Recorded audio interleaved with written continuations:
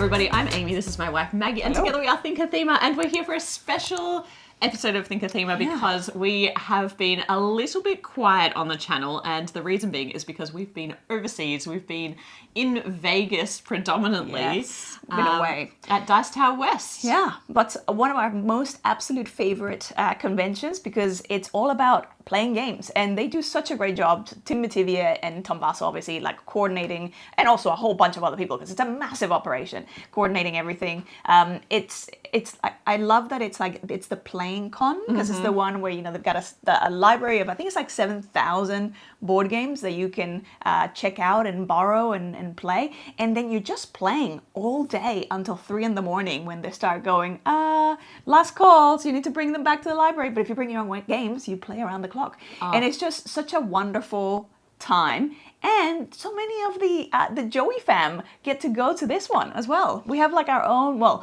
not we, but it's sort of been growing the Outback area. We do. We have this mini con within a con, full knowledge of the organisers, of course, that we call the Outback, which is a little part that we usually, the same spot we sit in every year, although next year it is moving from the Rio in Las Vegas to the Westgate, back to the Westgate in Las Vegas. So we'll have to scout out a new Outback next year. But everyone brings snacks from all over the world.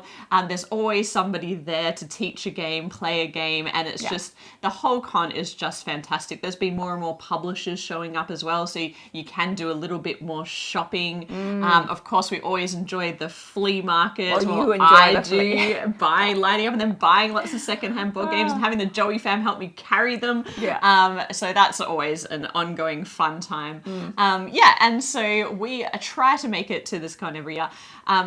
Interestingly, it's really busy when we're there. We did pop out to do a couple of escape rooms, and we also got out to go to the Sphere, so that new giant screen that is a dome in the middle of Las Vegas. Very impressive tech. Incredible technology. But for the most part, we were just playing games, and Maggie and I tend to split up a bit. Maggie likes to probably sit down for longer teachers. She was teaching Flow. Yes. Basically, most of the con, over and over. I feel like I did it. Every time I looked over, I'm like, where's Maggie? Oh, she's teaching Flow again. It's just a game that, there's a lot of things on the table, and like a lot of people would stop by and go, oh, I can't believe you have a prototype. Can we play it? And it's like, yeah. And so I sort of kind of look at, come on this time. How many times did you play it yourself?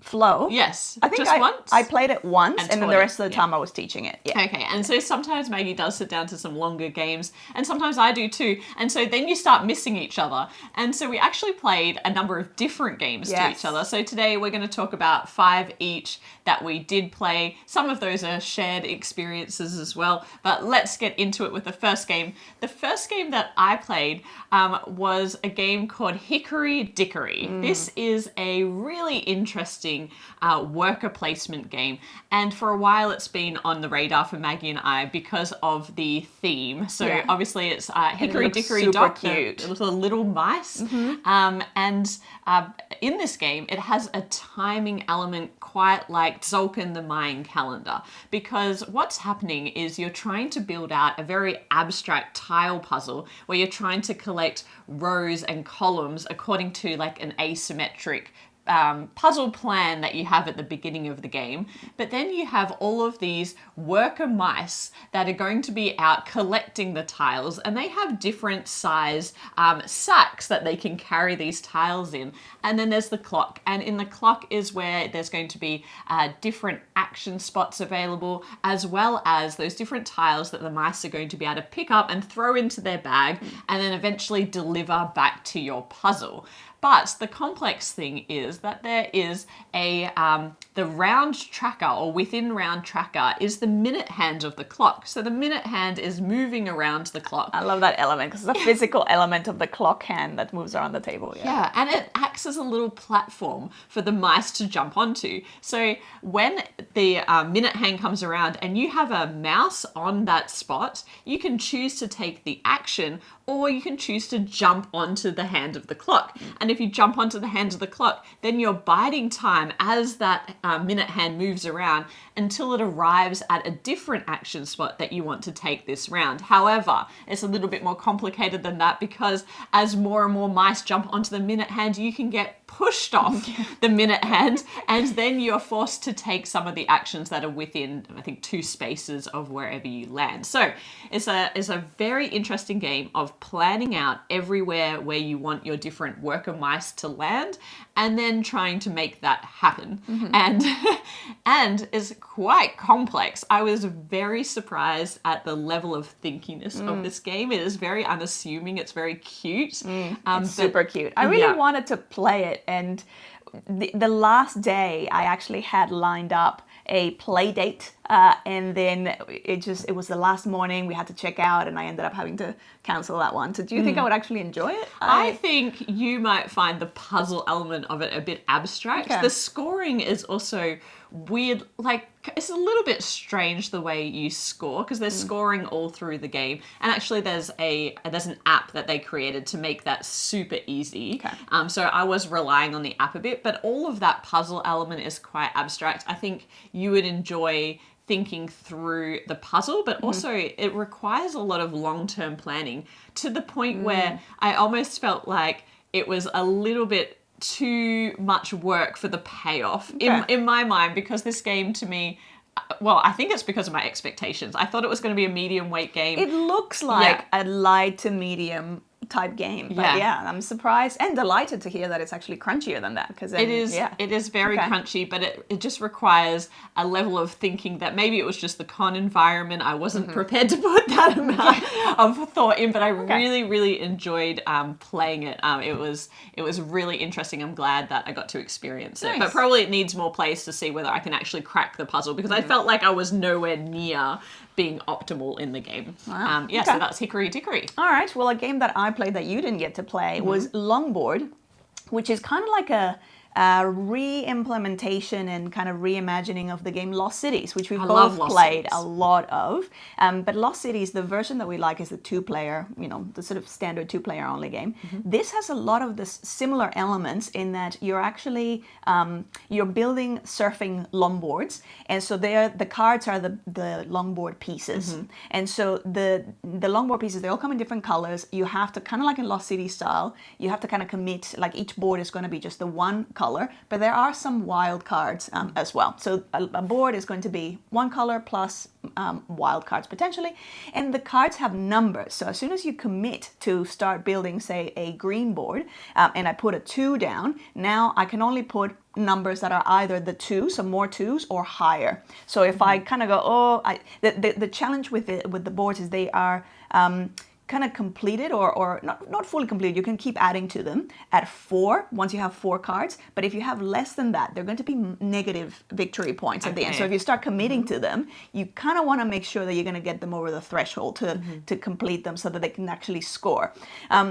The other interesting thing about this is that there's two stages. Essentially, you have the boards that you're building, that you've committed to, and then you also have a supply. So as you're gaining cards, you're putting them in front of you, but they're up for grabs. So there's a lot more take that potentially, because you could decide, and this actually plays up to 4 players, I believe. So in front of each player. In front of each player, exactly. So all of a sudden can be like, ooh, I really like that green 4 that you have there. So all I have to do is I have to give you cards equal to like any number greater than that 4. So I could give you a 5 and take that 4. I could give you, 2 cards, a 2 and a 3 that adds, and take that. And all of a sudden you can be like, no, I actually really needed that. Or and that can even happen with like wild cards and stuff. So it can be super mean. But then on top of that, so you're kind of building up your boards. The boards themselves, the cards have stickers on them, and that the stickers are the points. So the longer your board is, the more stickers you're going to have on your cards and the more points you're going to collect. But then there's also different objectives that I believe you can kind of throw in and out, but they also then give you more variety in terms of, like, for example, in the game that I played, there was additional points for whoever ended up having the most cards left over in their supply. So you start kind of sussing out, oh, you're going to get those 4 points because I can see, or you want to kind of steal some of their cards. So it was quite an interesting, I quite enjoyed it because I love Lost Cities. Yes. But it opens it up to more players than 2. and it adds It that sounds a little bit chaos. more open though, as Definitely, well, because yeah. there's more choices available to you. Yeah. Interesting. I love Lost Cities. I have a question. Do you feel that the Longboard theme actually adds theme to the game? Weirdly, I like the longboard theme as a concept, but then whenever I like kind of sit down to play it, it does nothing to me. I don't know why. So I can't it feels actually... as abstract as Lost Cities. Yeah, pretty much. Okay. Yeah. So, sounds interesting though. But I think definitely I would love to try it with you because I think you would dig it, and it is like opening up Lost Cities to multiplayer. Okay. So, but you have to be mindful that it is mean. Like you do have I'm okay those with that. like, Yeah. A little bit of that is okay. Yeah. As long as it's not like everyone starts to target me. It can happen. It could Oh no. happen. I Yes, don't like nobody likes that. because all the information is public. So you see everything that the person is working on. So you can be like, oh, they're gonna get a lot of points, and then all of a sudden you have that ganging up on someone. So Okay. yeah, that's Longboard. Okay, well, the next game I want to talk about is a game that is a bit of a niche fan favorite. It's kind of one of those Cult classic. cult classics called Kolejka. Kolejka is a really interesting theme. It is based in around the 1980s in Poland at the end of communism. And this game was originally produced by the Institute of National Remembrance in Poland as an educational tool to demonstrate to people what it was like to line up for goods in Poland during this era, when often you had to send family members out to queue. Kolejka means queue. The translation is queue. To queue up in different lines for different types of goods, different family members, even when you didn't know whether the goods were going to turn up or not the next day. So they would have to camp in line to get these basic household goods. And so it was a really interesting period. It's a really dark theme when you like reflect on what that theme and what that game could look like. But the way that they've created the game is essentially like a take that fest of different players queuing up for different types of goods. And then what you're doing is you can choose to play a card on your turn. So the first thing you're doing is you're sending workers out to different queues, and essentially you are trying to meet some conditions that are set at the start of the game to achieve this mixture of goods across the course of the game. As soon as someone does that, they will win the game.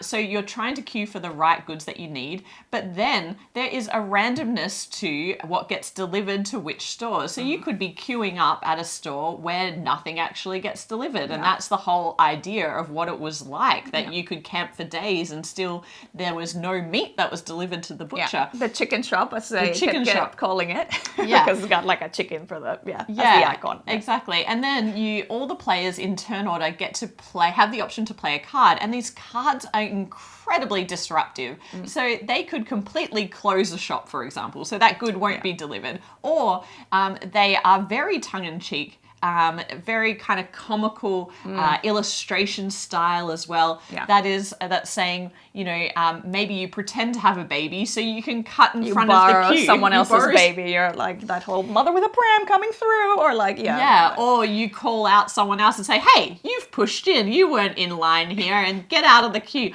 And so what you're trying to do is you're manipulating the different queues with different workers before the delivery kind of happens, before people get to take the goods that were delivered. So it is essentially entirely take that. It is chaos. It is absolute chaos. It is the strangest game. At the beginning of each round, there's an event as well that impacts everybody. I don't know how true to life they are. I imagine because of who the publisher is, they're probably quite historically accurate. So it's a very, very strange game. It's a really interesting experience watching the table as well, because the way people react is so they're closing the shop, and all of a sudden you have 5 people going, come on. That's exactly what you would see in the queues, or growing up in South America, this sort of stuff happened a fair bit. So I actually was able to kind of relate to the spirit and the feeling of this happened or that happened. So that was really it is disheartening. And sometimes, if you have a runaway leader,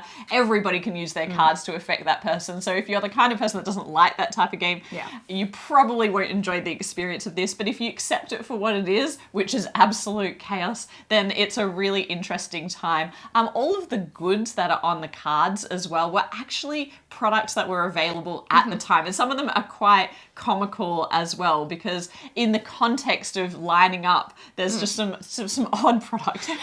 Anyway, just a really interesting game. I believe it's quite hard to find. The multilingual English editions are out of print. I believe you can still get the Polish one, but then you need to cover up. You can download the things to paste over the cards and things. A really interesting one to check out if you get a chance. That's Kolejka. Yeah.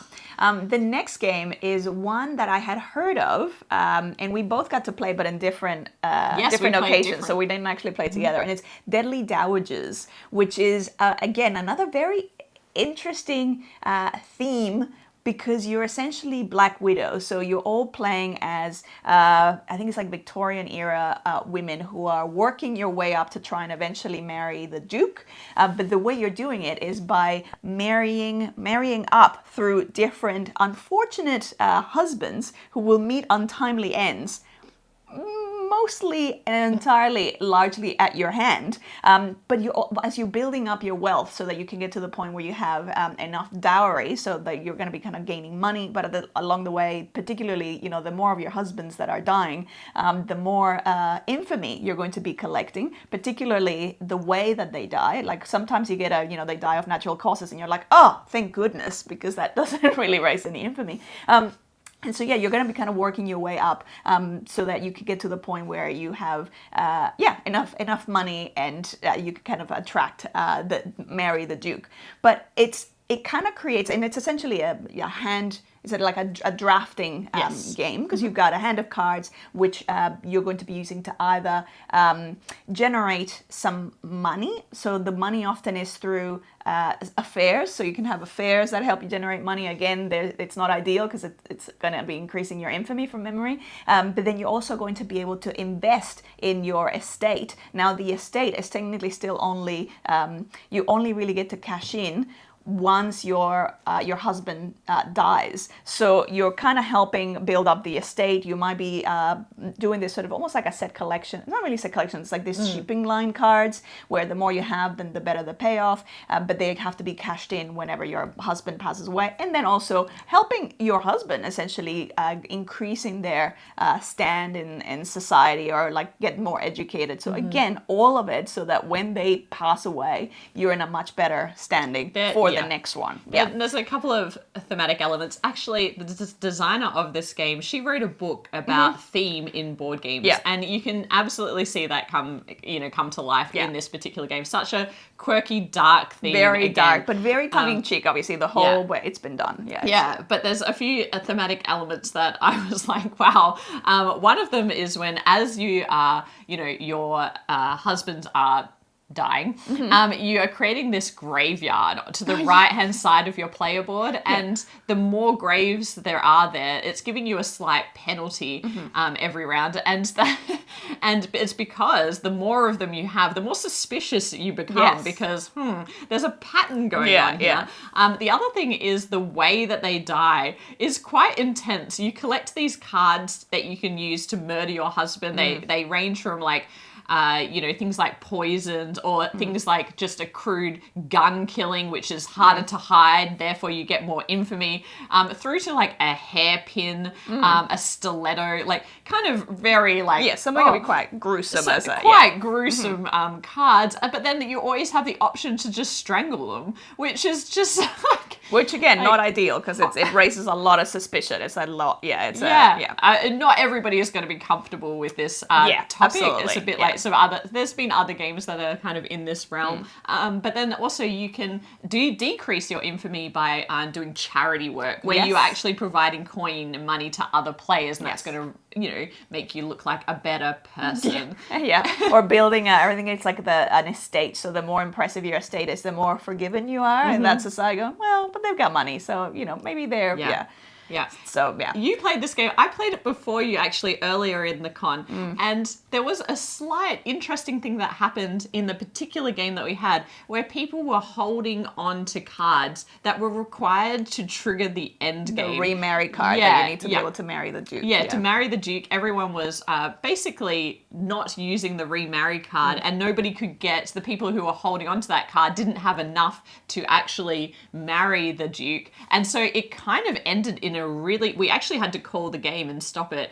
And I don't know if we were playing something wrong, but there was just, an unusual thing that we didn't know how it happened, but we may have found some kind of weird pocket of the game where we weren't able to flush out those cards. So that was, a little bit strange. Yeah. Well, in my game, we didn't have that. Like, we had a normal kind of play of it. And it's just like, it's really funny and weird, the conversations that you have around the table because of it. And it's so like, laissez-faire. So I actually, I was just really intrigued by it. I quite enjoy my time with it. And it's essentially a race. So you're all kind of competing for the same sort of objective, but the way you're going about it is obviously quite different. So, yeah. Okay, well, the next game that I played, I was so excited about this because I didn't have any expectations going into the con. In fact, usually when we go to Dice Tower West, we're like, let's just go with the flow, sit down when a game arises. But there was one game on my list that I thought, wow, it would be great if someone could teach me this game. And it was Iki.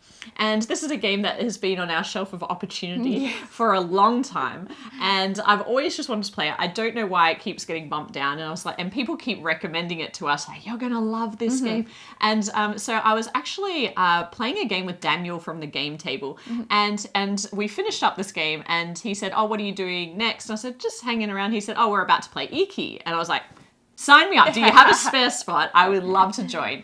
And so I did, and had a wonderful time playing a 4-player game of Iki. And in this game, at the heart of this game is a rondel, and everybody knows how much I love a rondel.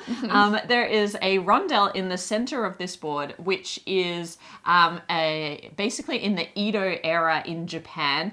It's a marketplace where there were all different types of artisans, and these artisans are represented on different types of building cards that the players are going to be contributing to this marketplace. But in order to go to these buildings, you're going to be moving around a rondel. And the turn order is incredibly important in this game, and it's linked to the number of spaces or your movement around this rondel. It's really interesting. There is a fire track, which is another element of the game that I'll come back to, but whoever is in the lead on the fire track is going to get first pick in terms of how many steps they want to take on the rondel. But you also, depending on what you choose, so if I go 4 steps through the rondel, then I'm going to be going last. I'm going to be going 4th. So you've got this dynamic of picking those 2 things. How far do I want to go, but what turn order? Because that matters, because there are things that you're going to want to pick up along the way that might be in limited supply for that season. Things like Fish, which is a bit of a set collection game, or things like end game scoring points in the form of like the little tobacco purse that has end game scoring points on it. And pipes. Yeah. So you're going to be trying to collect all these things, obviously with the objective of having the most victory points. But there are fires that are going to burn through the market at different points throughout the game. And that fire is going to get more and more powerful as the game progresses. And what you need to ensure is that you have enough fire points in order to protect your stalls, because if you don't, the fire is going to burn from the outside of the board in, and so it's safer to have buildings that are in the inner part of the board and less safe to have buildings on the outside unless you have moved up that fire track. So some really interesting dynamics going on. It's quite a tight game in that it's really hard to get resources.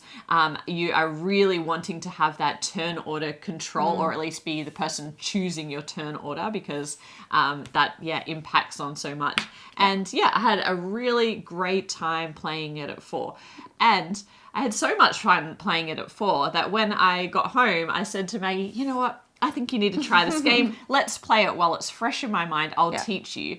And so I set up the game for a 2-player game. And a 2-player game brings in some slight changes. For the most part, it's the same game. You use the other side of the board, which has fewer building spots. But then it also does something interesting to that turn order movement track. It blocks off 2 of the spots every round.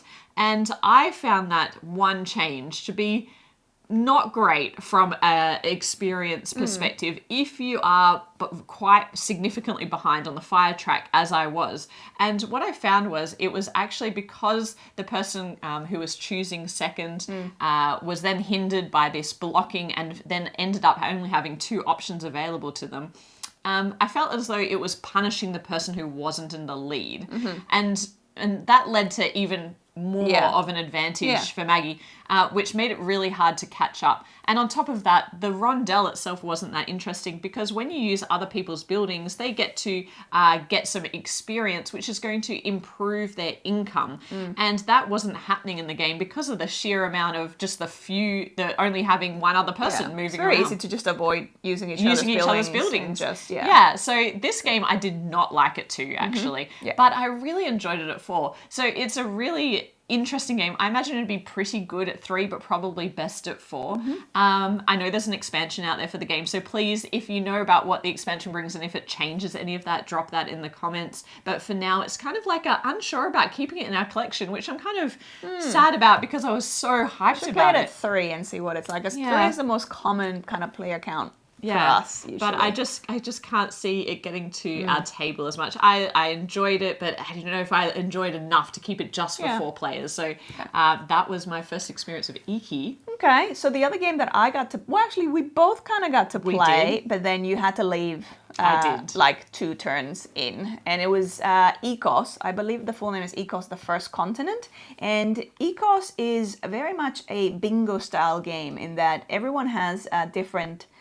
cards with different symbols. So one at a time, symbols will be called out and you get to kind of block those off. When you complete one of your cards, some kind of ability will activate. And so what's interesting about this is obviously the abilities sometimes it'll be things that give you points. Most of the times are going to be things that allow you to either gain other cards to kind of combo things or have synergy with other symbols. So when you're filling out one card, it allows you to, or complete a card, it allows you to kind of put more tokens on some of the other cards. But then you're all collectively going to be building this central continent. So you're going to have hex tiles of different terrains, which again, that's going to be one of the things that when you complete cards, it might be like, okay, you get to place 1 or 2 of the water hexes. So as you're placing them on the terrain, you're going to be creating this sort of central area that all players are going to be contributing to. But also it means that you're creating a bit of a habitat as well, where you're going to be, some of the elements that you get to put in is sometimes animal tokens or trees or mountains. And depending on the cards that you have, some of them might give you points for, put a, animal token. Depending on how many adjacencies it has, then you're going to be gaining points. And so it ends up becoming also the points tracker. It's its own sort of race in a way to, I think it's a race to trigger end game, but then it's obviously at the end of that, whoever ends up having the most points will be the winner. So I enjoy games that have that bingo element because they tend to be quite relaxed in that you're all just kind of going, oh, this icon, go, oh yeah, I have it here. Oh, I comboed with this. But I mostly enjoyed that central, the central continent that you're creating because you start seeing it come to life and you can sometimes have. So like in our game, someone had this sort of runaway mountain range and no one stopped them. And it's like, you can see how many points they're scoring every time they get to like add to something or so because all that information is sort of, well, it's public in a way, but you're also so worried about the thing that like the scoring condition that you're invested in creating. So it was interesting to sort of see that. And also the cards most of the cards have a finite number of times that you can use them. So Yeah. once you sort of reaches that point, then they kind of get discarded. Yeah. So yeah, you have to be. There were a couple of things that I liked about the game. I thought it was really interesting that the decks that everybody had of cards were slightly asymmetric, so that it meant that everyone had a slightly different focus in terms of the animals and the terrains. But I think that was, I guess that's always going to be the case, because we were using like the starter sets. But the starter decks do have that asymmetry about them, which is kind of interesting. And the idea of like moving through those cards to get new cards. I also like that, at a high player count, you are simultaneously doing something because people is being called. So you're not sitting there waiting for your turn to come around, which can be a problem always in large player count games. But I actually played more than a couple of turns, like Maggie said. I played for quite a while, and I thought a couple of things while I was playing. One, the level of player interaction is very low. I found myself quite distracted. I know I was in a con environment as well, which isn't always my best moments. But I also was just a little bit bored. So I'd find that I would do my thing, and if I wasn't able to trigger anything, then I was waiting for the people to activate what they were doing with the terrain, and I just felt a little disengaged from the game itself when I was playing. And it's got a slow start. I feel like the interaction kind of comes in later once you have that thing built and you're seeing what people are scoring. Sure. But even then, it's like it's a slow investment of time up until you get to that point, and even then, it's still very indirect. Essentially. I think I would enjoy it more at like 3 or 4 players. We were playing at max player count, and I feel like I would then engage more with what exactly the other players were doing, so that I could kind of change their scoring conditions in the shared space. So I just feel like probably it was maybe the player count. So I'd be willing to give it another go. Interested to play that one. Yeah, it was. I think it was fun. It's as I said, it's a more relaxed sort of experience. But I don't know that I would. I know that I wouldn't go out and like purchase it, for example. So I'll have to wait for another con. Exactly. Yeah. Okay. Well, the next game that I played was another one that I was just like, oh, what is this? Never seen it before. I'm going to sit down and play. And that was a game called Snowtails. Now, Snowtails is a racing game, and I have a mixed relationship with racing games. We thought Heat was fine, controversially. Flamme Rouge is a game that is probably one of my most unliked games. And we haven't played too many other racing-like games, but this one, I looked at it, I was like, oh, here's a racetrack. Is this going to be a game for me? I'm willing to give it a go. And in this one, you have a dog sled. So you are sledding through this icy, snowy track, and there are going to be obstacles along the way. There are trees. You're trying to avoid the other players, and you're going to be racing through. And the way that you race is quite interesting. So you have, just like in Heat, you have a hand of cards that have numbers, I think it's 1 through 5 on them.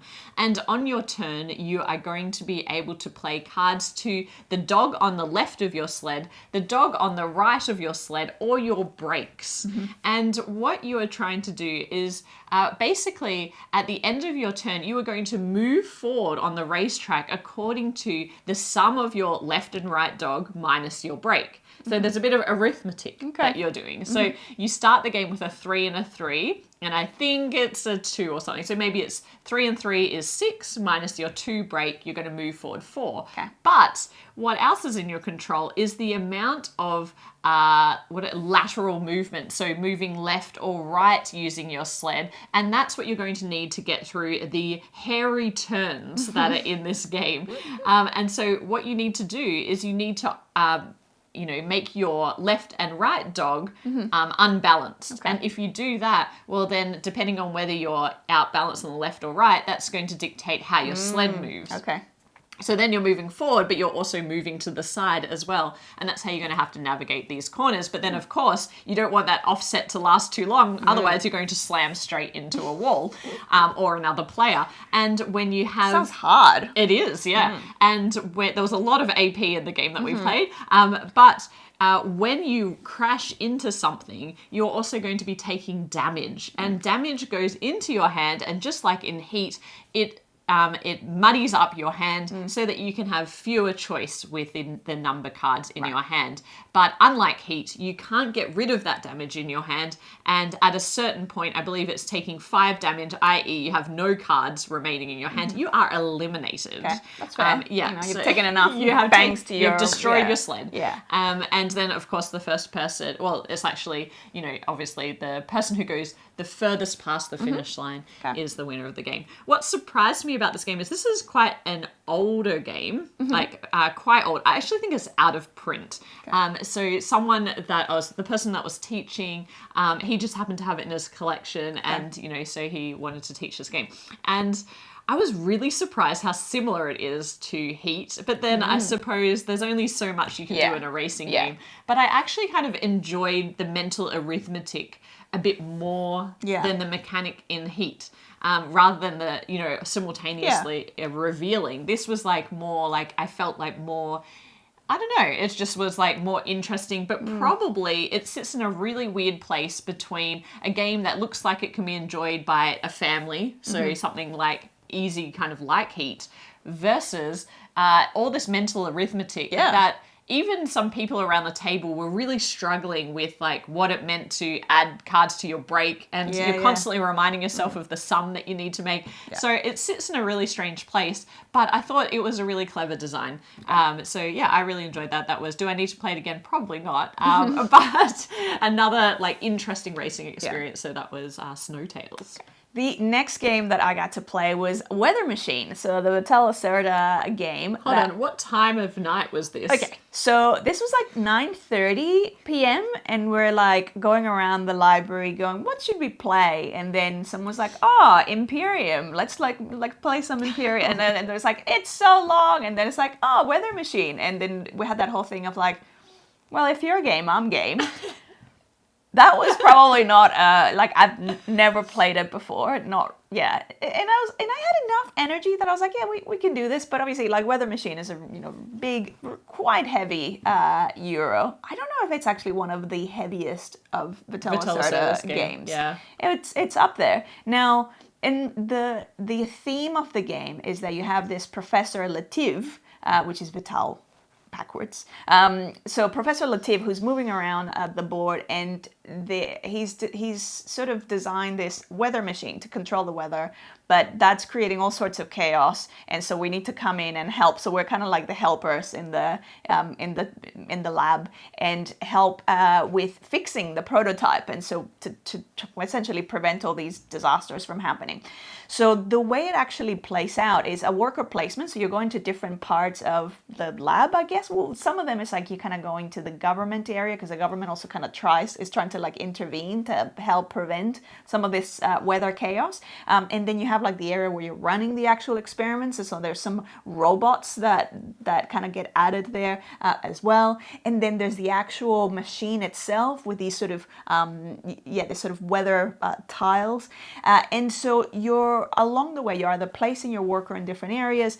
Mostly you're going to be managing resources as well. So you're going to be collecting these sort of gears and resource, I think it was cylinders from memory now, and different colors, which you're going to be needing to activate different elements throughout the board.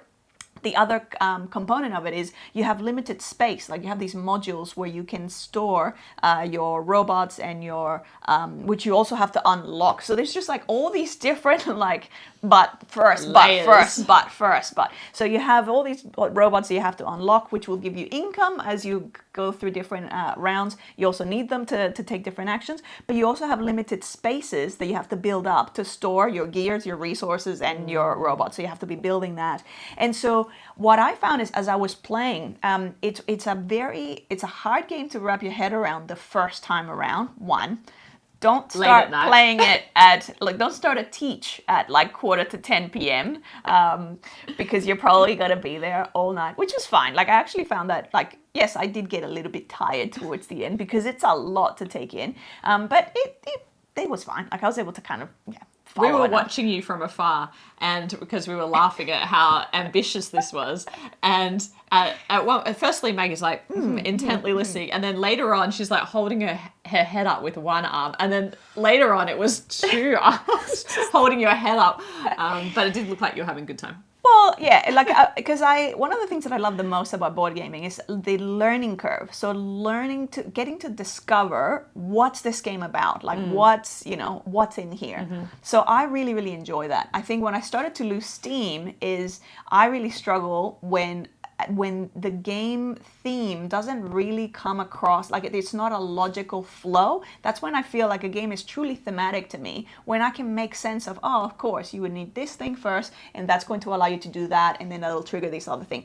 This board and the way that this game actually plays out is quite complex, but a lot of the different levers just, yes, they're kind of integrated, because then there's this whole other area of you're kind of gaining these papers, and then you have to publish the papers, and it just felt like it was just a little bit all over the place for me, and it felt almost like complex for like, oh, wouldn't it be fun if this is like trickier because you have this other thing, but not for any like thematic reason that made sense. So it actually felt quite abstract, aside from just the fact that you had like and even the locations, why in this location you needed gears versus in this one you need the robots versus in this one you need robots and like the resource, or so that all felt very arbitrary, which then I really struggle with, because it's like I'm now having to learn this by rote, not because it's like, oh, okay, the thematic terminology as opposed to the thematic integration with the or well, it was just even like the why, like there's no real justifiable reason as to why this area needs these combination of elements for, and also like it's like beautiful artwork by Ian O'Toole, but I did find in some areas it was actually confusing, like I couldn't visually kind of pick why this area needed gears, but this other area looked like the same thing, but no, this one actually needs resources instead of gears. So there are a couple of visual elements that I found, and again, it could have been because it was like, 11 late at night. We do actually own this game. It's on our shelf of opportunity. Do you think I will like the game? I think you'll find it academically interesting. I think because there's like so many like, okay, but I don't know how much you'll enjoy. Yeah, because having played recent games where you're like, this is so fun. Like having seen what makes you, like I think elegant design really does it for you. Whereas I don't think, like I feel like this is just complex because it kind of makes you wants to make your brain hurt for the sake of it. Sure. Interesting. Well, I definitely want to give it a go before we move it on. Probably while it's fresh in your mind. Is it fresh in your mind after playing it till 2 a.m.? Who knows? It's a scramble up there. It could be. The next game I want to talk about is another older title, which is called London, specifically London 2nd Edition by Osprey Games, and Martin Wallace is the designer. This is a game that has continuously popped up on my radar ever since we've been kind of, really into board gaming. Often I see it like on sale. I'm like, should I pick that up? But I know nothing about it. And so I was really excited when one of the joeyfam said, this is one of my favorite games and I really want to teach you. So I was like, yes, absolutely, I'm in on this. So this game is really a card, it's a card tableau building game. And what you're going to be doing on your turn is fairly simple. You start with a hand of cards and you're going to either be playing down into your tableau. And the interesting thing about that is you are creating stacks in your tableau, and only the card that's on top is going to be the card that gets activated. So every time you put a card down, you have the choice of, do I cover up one of my stacks or do I create a new stack and widen my tableau? So your first option is to do that, and to play cards down, you need to discard a card of the same color into the marketplace, making that card now available for other people to draft. So that's interesting. Or your second option is to activate your tableau. And when you activate your tableau, every single card that's faced up on each one of those stacks gets to give you goodies and generate this kind of engine that you've built. However, it also creates poverty. And poverty is a resource that you don't want to have, and in particular, you really don't want to have the most of it at the end of the game, because there's a weird thing that happens at the end of the game, but essentially it is going to drive you back in terms of victory points. Interesting concept, super simple mechanically. The interesting part is, so in this, I haven't even talked about what the theme is, sorry Maggie. It's all right. Basically, you are in London, rebuilding London after the Great Fire. So you are trying to build out all these different beautiful buildings and different things, and you're building up the different boroughs, and there's also these different. Anyway, there's cards that interact with each other, but for the most part, mechanically very simple. The main thing is what you're trying to manage is the amount of money you have with the amount of poverty you have and the number of cards in your hand, because there's another element that basically when you run your engine or activate your tableau, I should say, you're also going to get poverty for the number of cards in your hand. So you want to empty out the cards in your hand before you activate your tableau. And so there's a lot of different interconnected elements going on here. And it's really all about being efficient. Now, in this game that we played, it was very interesting because everyone who I was playing with had played it before. And they were saying to me, really the trick in this game is you can build as many buildings as you want, and you can build it as wide as you want. Although, be careful about building it as wide as you want. Me, just wandering into this game, was thinking, I think I can manage like building out this tableau. I think I can manage this poverty. And so I was building out further and further and further on my tableau, and their jaws were just like dropping towards the ground. I was like, yes, and making the biggest mistake of your a lot of table talk around this idea of they've never seen anyone play as badly as I was playing.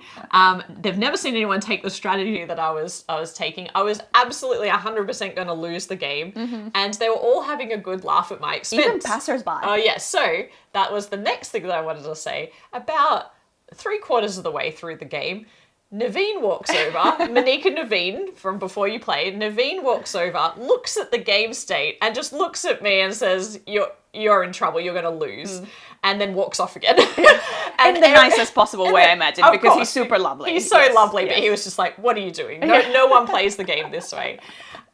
Which made it all that more wonderful when I won, and by a significant destroyed everyone. So, of course, everyone was just, hats off that I made this convoluted tableau work for me. I felt like the game really did speak to my enjoyment of an efficiency puzzle. And I actually think I want to purchase this game. Yeah. Well, you keep, like, the way you talk about it, I'm like, I think I would enjoy this. I think, because I think Maggie would enjoy it, because there's a lot of, like, card kind of... Maggie loves, like, playing with cards, and there's a lot of, like, trying to optimize your little tableau. It is not super interactive. It's more like you feel the pressure of the race. Yeah. But because every turn is so snappy, it doesn't feel like there's downtime. Before you know it's coming around, and you're like, oh, sorry, it's my turn again. Like, what am I going to do next? So, I quite enjoyed this game. I'm really intrigued to play it more, to see if I can recreate the goodness of my strategy, or if it was just a fluke. I'm intrigued to see it, because it was like, you don't understand, like, it kind of created a whole commotion in that whole area of the con, because everyone was so invested in, like, how, like, this is going to be the most epic fail and loss, and then it just turned it completely around, and it was the most epic, destroyed everyone kind of one. So it was... Yeah, even me playing in another table, I was like, well done, baby. I don't know what you did, but I can see everyone's like, wow, how did you do that? It was very funny. It was very funny. All right. So and the last game is one that I wasn't even on my radar. It's called Wildstyle, and it's like a little kind of light to medium-ish game where you are graffiti artists, and so you have this board of the town and all these different types of it's kind of like some of them are like businesses, or like some like police station or transport, and they're the areas that you're kind of doing your graffiti artistry or tagging of. But the way it actually plays, it's real time, where you have a hand of cards and you're trying to make sets of 3 of the same type of icons, so say like the 3 of the railway, so that then I can go, I've got a set, so now I get to put one of my tokens, like these sort of like transparent tokens of your color, on one of the matching symbols on the board. And ultimately, at the end of the game, what you're trying to do is there's different objectives of different types of locations will score differently, but then there's also going to be objectives of adjacencies, or and there's also this thing of like, if you end up having a tag by itself, it gets eliminated. So you want to have at least a group of your tags together. So you don't want to just scatter yourself too much. Or if you start scattering, you want to make sure that you kind of connect them at some point. So that was kind of interesting. But then the thing is, you have your hand of cards, and there's, in the game that we played, we had 3 discard piles. So the only things that you can do is you can either commit to start a set, so you have 2 sets that you can have on the go, or you can draw a card, but you also have a max, you have a card limit, which is quite small. I think it was only like 3 or 4 from memory. Or you can discard a card onto one of the 3 discard piles, but you can only discard a card if the card matches the icon or the color of the thing that's already there, or if it's empty. So you're constantly kind of looking at where can I discard, because I've got things in here that I can't use. Or you can actually collect from the discard piles, like the card that's on the top. So sometimes I can see that, you've discarded, police station, and someone else discarded another police station. I'm like, I've got a police station in my hand. I can take those 2 and make a set. And I think that's the key, because it's real time. It adds a sort of like, that's a little bit of chaos of like what's happening, or like I'm stuck, and I can, like, at any point, I think you can also get a police card token and essentially just like get rid of something, but those tokens are going to penalize you at the end of the game. But sometimes it might be worth it if you're a bit stuck, to be like, well, this is gonna get me out of trouble. But I really liked how at the end you end up with this town with all these different colored tokens through it, which represent like all the different areas where your kind of crew was able to do their tagging thing. Not that I'm big into like tags or endorse criminal graffitiing or anything like that, but as a what in terms of the game, you can imagine it as a beautiful mural of street art. Exactly. Sure. Let's go with that. So I actually found myself really enjoying, once you kind of figure out the flow of it. I don't know how much longevity it'll have, because it's like once you kind of know what you're doing, it's going to be the kind of game where you're going to have an advantage over people who are new to the game. But it's very, very easy to teach to even kind of like non-gamers. But it does have that chaos of the real-time thing. So I think you'd enjoy playing it. Again, it's something that you can play, with work or like... Yeah. I like real-time games. Yes. Yeah. You tend to like them a little bit less. Usually. But this one I was quite enjoying. I don't know if it's because I was also playing with people who weren't all that... Like, they were quite slow. I think I get anxious when the people around me are much faster. It wasn't an aggressive game. Yeah, game. exactly. Okay. Yeah. But yeah, that surprised me. That was quite an amusing time. Yeah, Wildstyle. Well, that's 10 games and our first impressions, but I did want to talk about one last little thing. At Dice Tower West, we were fortunate enough to be invited to participate in 2 different panels. One was with Paula Deming, which was a quiz show of us versus Before You Play. Hilarious. The things that she made us do. Maggie did a great job at the charades. Apparently. But the second panel that we did was with Taylor Rayner as the host. And Taylor from Taylor's Trick Taking Table is a channel that we've watched for a very, very long time and just love what he does. And he, of course, does a great job of reviewing trick-taking games, but now he's very active in the designing and development of trick-taking games as well. And at the most recent Tokyo Game Market, he had actually been selling 2 of his new titles, and he brought those along for us to play. Now, I had to badger him to get him to teach us his own games because he's very, what's the word? Like very humble. Very humble, very shy kind of person. But late at night, he taught them to me. Maggie wasn't around. I think she was engaged in yet another game of Flow. And we sat down and got to play them. The first game I'll talk about is Short Zoot Suit, which is his trick-taking game, which is all about balancing off the number of tricks you win with the number of times you play off suit.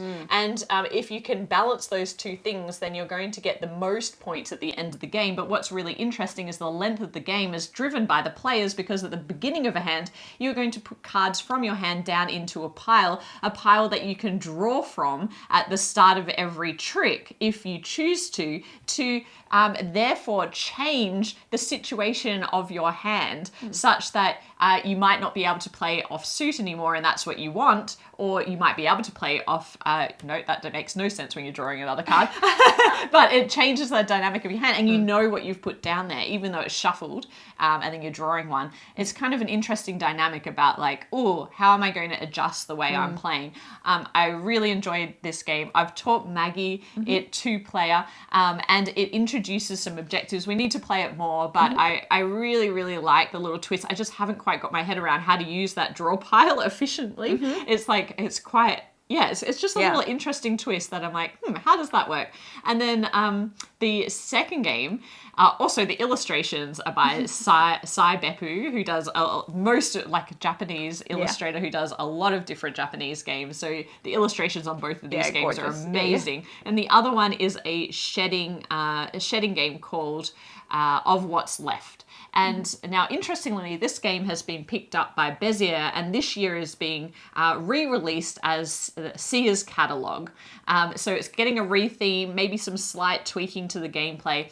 But Of What's Left is this owl theme about owls that are on guard and trying not to fall asleep. And it's a shedding game, but what's interesting about it is he refers to it as an almost shedding game because you want to get rid of as many cards as possible, like in a shedding game, but you don't want to be the first person to go out, because if you're the first person to go out, then you get no points. So it's an interesting like balance of trying to shed just enough, because you will get points according to how few cards you have left, but not if you're the first person to go out. Is it because the first person to go out is the first owl that fell asleep? And so you want to be just like, you don't have to be, as long as you're not the first to fall asleep. It's like, well, they were asleep first, so like it's fine for me. And this one I haven't taught Maggie, but I'm excited to, because we're just waiting till we have, more people around the table, and I'm excited to teach this to Maggie because it has really cute artwork where the owls are getting more and more sleepy depending on the value of the card, so that is really, really cute.